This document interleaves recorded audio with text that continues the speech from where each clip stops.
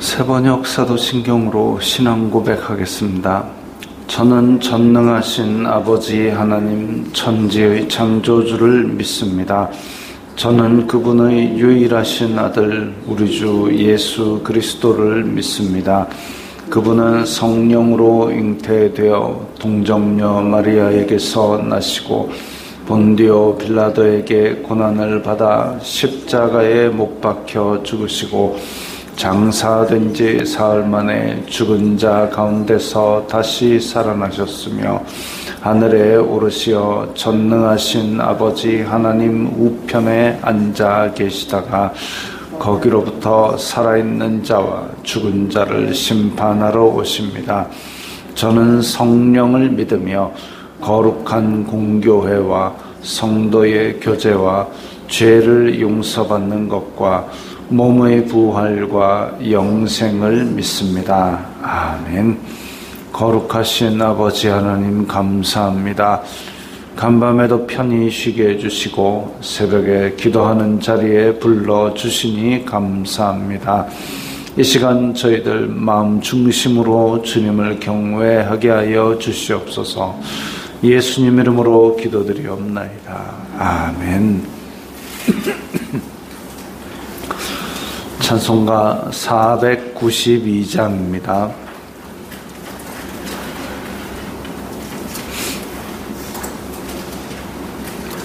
찬송가 492장입니다.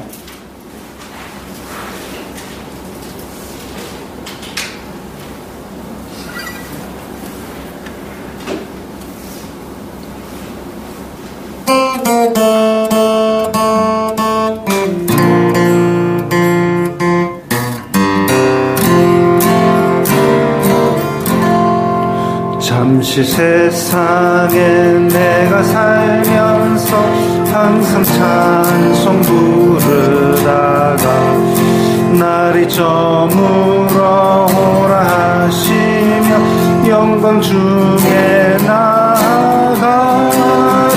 열린 천국 내가 들어가 세상 짐 내려놓고 빛난 멸류관 받아 쓰고서 주와 함께 길이 살리. 눈물 골짜기 더듬으면서 나의 갈 길 다간 후에 주의 품 안에 내가 안기어 영원토록 살리로다. 열린 천국은 내가 들어가 세상 짐을 내려놓고 빛난 멸류관 받아 쓰고서 주와 함께 길이 살리. 나의 가는 길 멀고 험하며 사는 곳 모르겠다. 오나 나의 몸 쉴 곳 없어 복된 날이 밝아오리. 열린 천국은 내가 들어가 세상 짐을 내려놓고 빛난 멸류관 받아 쓰고서 주와 함께 길이 살리. 한숨 마시고 죽음 없는 날 사모하며 기다리니 내가 그리던 주를 배울 때 나의 기쁨 넘치리라. 열린 천국은 내가 들어가 세상 짐을 내려놓고 빛난 멸류관 받아 쓰고서 주와 함께 길이 살리.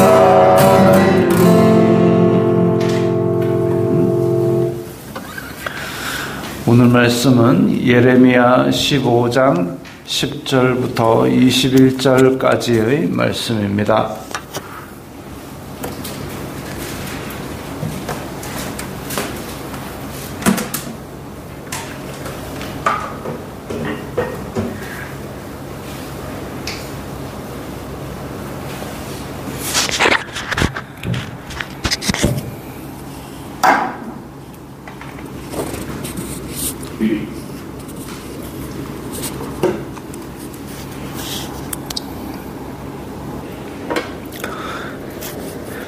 예레미야 15장 10절부터 21절까지의 말씀 함께 읽겠습니다.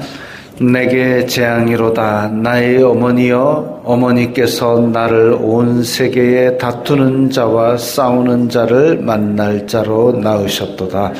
내가 꾸어주지도 아니하였고 사람이 내게 꾸이지도 아니하였건만은 다 나를 저주하는도다.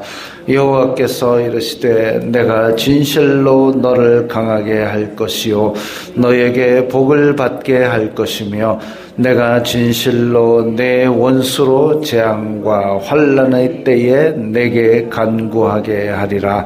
누가 능히 철 곧 북방의 철과 놋을 꺾으리요. 그러나 내 모든 죄로 말미암아 내 국경 안의 모든 재산과 보물로 값없이 탈취를 당하게 할 것이며 내 원수와 함께 내가 알지 못하는 땅에 이르게 하리니 이는 나의 진노에 맹렬한 불이 너희를 사르려 함이라. 여호와여 주님께서 아시오니 원하건대 주님은 나를 기억하시며 돌보시사 나를 박해하는 자에게 보복하시고 주님의 오래 참으심으로 말미암아 나로 멸망하지 아니하게 하옵시며 주님을 위하여 내가 부끄러움 당하는 줄을 아시옵소서. 만군의 하나님 여호와시여, 나는 주님의 이름으로 일컬음을 받는 자라.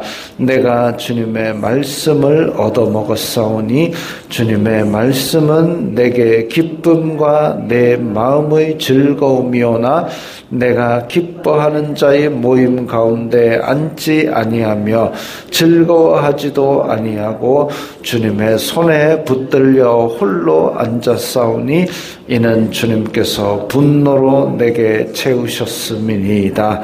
나의 고통이 계속하며 상처가 중하여 낫지 아니함은 어찌 됨이니까. 주님께서는 내게 대하여 물이 말라서 속이는 시내 같으시리까. 여호와께서 이와 같이 말씀하시되 네가 만일 돌아오면 내가 너를 다시 이끌어 내 앞에 세울 것이며 내가 만일 헛된 것을 버리고 귀한 것을 말한다면 너는 나의 입이 될 것이라. 그들은 내게로 돌아오려니와 너는 그들에게로 돌아가지 말지니라. 내가 너로 이 백성 앞에 견고한 놋성벽이 되게 하리니 그들이 너를 칠지라도 이기지 못할 것은 내가 너와 함께하여 너를 구하여 건짐이라. 여호와의 말씀이니라. 내가 너를 악한 자의 손에서 건지며 무서운 자의 손에서 구원하리라. 아멘. 자, 오늘 본문은 두 번에 걸쳐서 예레미야가 하소연하고 하나님께서 답을 하시는 그 모양으로 되어 있습니다. 10절에 내게 재앙이로다. 지금 예레미야는 탄식을 하고 있죠. 괴롭다는 겁니다. 왜? 내가 꾸어준 적도 없고 사람이 내게 꾸이지도 아니하였건만은 다 나를 저주하는도다. 지금 예레미야는 그냥 조용히 살고 싶은데 아주 싸움의 한가운데에 그것도 주체로서 그렇게 있게 되었다 이거죠. 왜? 예루살렘에서 야 하나님의 백성들아, 하나님의 백성으로서의 행동을 안 하니까 하나님께서 지금 너희들을 심판하실 거야. 그래서 예루살렘 멸망하고 너네들은 다 포로로 잡혀갈 거야. 이러니까 유대인들이 다 발끈하고 일어섰습니다. 무슨 소리냐? 예루살렘은 하나님이 세우셨기 때문에 여기는 절대로 안전하다, 평안하다. 너는 하나님의 백성에게 저주를 퍼붓느냐 이 나쁜 놈아 하고 막 때리고, 지금 막 너무 다수가 그렇게 예레미야를 공격하니까 예레미야는 하나님께 받은 말씀인데 모든 사람이 다 부인하고 그것 때문에 나를 미워하고 이러니까 참 괴로운 겁니다. 그러니까 11절에서 14절 여호와께서 이르시되 내가 너를 강하게 할 거야. 복을 받게 할 거야. 그리고 내 원수가 환난 때에 너에게 간구하게 될 거야. 아니, 원수진 사람이면 아무리 궁해도 저한테 손을 뻗치겠습니까? 내가 아무리 궁해도 내가 너한테는 손을 안 뻗친다. 이게 원수지간 아니겠습니까? 그럼에도 불구하고 원수가 나에게 손을 뻗친다. 다시 말하면 원수진 것에 대해서 내가 안면을 몰수하고서라도 궁하니까 나에게 손을 뻗칠 정도로 내가 하나님 앞에 복을 받은 자가 될 것이라는 거죠.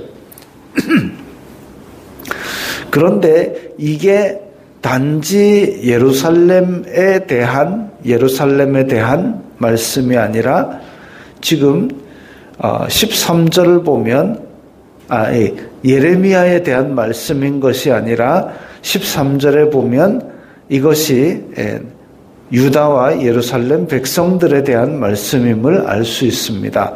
내 모든 죄로 말미암아 내 국경 안의 모든 재산과 보물로 값없이 탈취를 당하게 할 것이며, 지금 하나님께서 복을 주시려고 약속의 땅에 이끌어 넣으셨고, 그리고 이제까지 잘 지내게 하셨는데, 그럼에도 불구하고 죄악이 관영한 땅이 되었기 때문에 우상 숭배하고 그 안에서 강포와 패악을 행하였기 때문에 지금 그 안에 있는 모든 보물들 다 뺏길 것이다.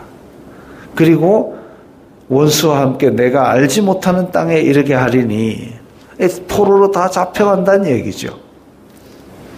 그래서 이 심판은 돌이키지 아니하는 이 심판이 지금 이 앞에 있는 것을 하나님께서 말씀하셨습니다. 근데 15절에 여호와여 주님께서 아시오니 나를 기억해 주세요. 나를 박해하는 자에게 보복하세요. 자, 지금 앞부분은 나를 괴롭히는 자에게 하나님께서 뭐라고 좀 해주세요. 뒷부분에는 하나님 나를 기억하셔서 나를 좀 멸망하지 않게 도와주세요. 그것을 지금 하소연하고 있습니다. 그러면서 16절부터 18절까지 자기 개인적인 하소연하고 있습니다. 나는 주님의 이름으로 일컬음을 받는 자라. 이 믿는 사람의 존재 가치지요. 내가 제사장의 아들이에요. 그러면 제사장 죽으면 그 다음엔 내 신분이 없어지는 겁니다. 내가 제사장의 아들이에요. 별 의미가 없는 거예요. 나도 제사 드렸잖아요. 제사 안 드리면 나는 가치가 없는 건가요? 나는 그래도 살아가는데 제사 안 드릴 때는 내가 아무런 의미 없는 존재인가요? 아니잖아요. 그러면 내가 제사장의 아들이고 내가 제사를 드리고는 하나님 앞에 있건 없건 큰 의미가 없습니다. 그리고 예레미야가 내가 하나님의 말씀을 받아가지고 전하는 선지자잖아요. 그러면 하나님의 말씀이 그치면 예레미야는 무가치한 존재입니까? 그것도 아니죠. 주님의 이름으로 일컬음을 받는 자라, 이게 예레미야가 가진 존재 가치입니다.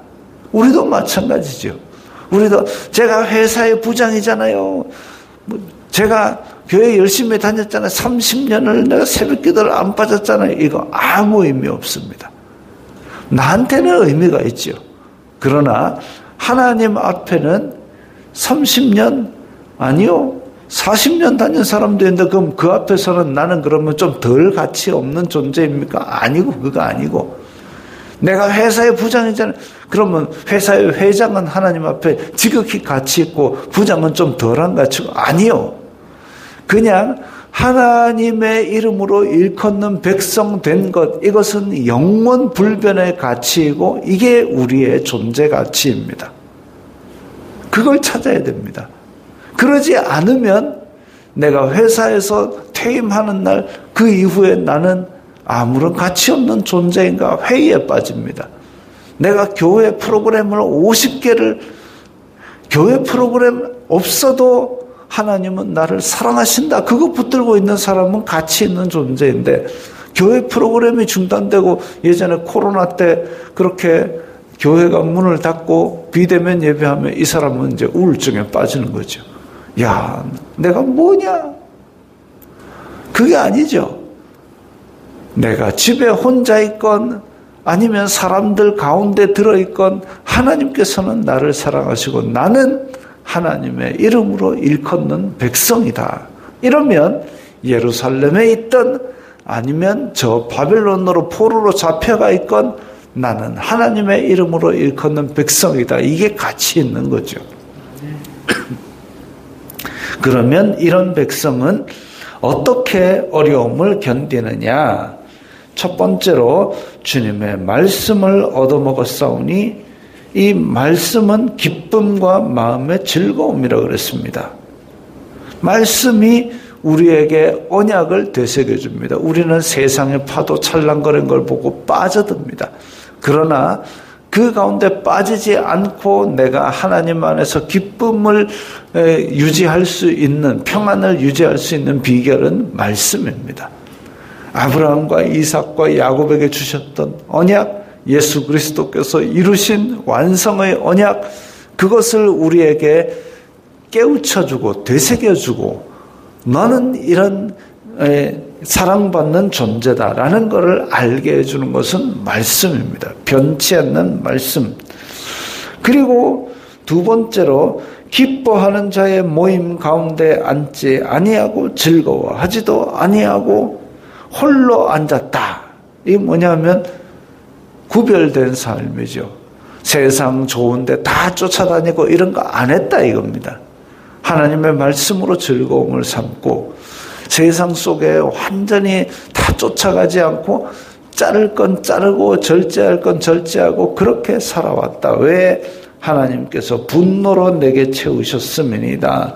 지금 고통을 당하는 이런 존재가 된 것에 대해서 이것을 견디는 두 가지 말씀과 그리고 성결, 거룩, 구별, 이걸 통해서 이걸 견뎌나가고 있는 겁니다. 하나님께서는 우리에게 지켜주신다고 약속을 하셨지만 그럼에도 불구하고 때로는 우리가 고난을 겪기도 하고 환난, 고통, 질고를 겪기도 하고 병에 걸리기도 하고 합니다. 왜 그러느냐? 하나님 지켜주신다 그랬잖아요. 나를 안 지키는 것이냐? 지켜주신다 그랬는데 안 지켜주시는 거 보면 뜻이 있다 이거죠. 뜻이 있다. 이 고통엔 뜻이 있다. 그래서 전도서에서는 형통할 때는 기뻐하고 잘 안 될 때는 생각하라. 생각하라. 왜 이런 일이 나에게 있는가? 하나님께서 우리가 행복하고 즐거운 거 좋아하시죠. 그러나 그렇지 않은 일이 왔을 때는 의미가 있을 것이다. 그걸 우리가 생각해야 되는 겁니다. 근데 이런 하소연에 대해서 또 하나님께서 다시 19절부터 대답하십니다. 여호와께서 이와 같이 말씀하시되 내가 만일 돌아오면 유다 백성이 예루살렘 백성이 돌아오면 세 가지를 약속하십니다. 내가 다시 내 앞에 세울 것이며 하나님의 백성으로 지금 죄를 범하면서 하나님 앞에 성전에 나와서 제사하겠다고 소, 양 잡고 있으면 하나님께서 너희들 내 마당만 밟는도다 괴롭다 제사 그쳐라 라고 말씀하십니다.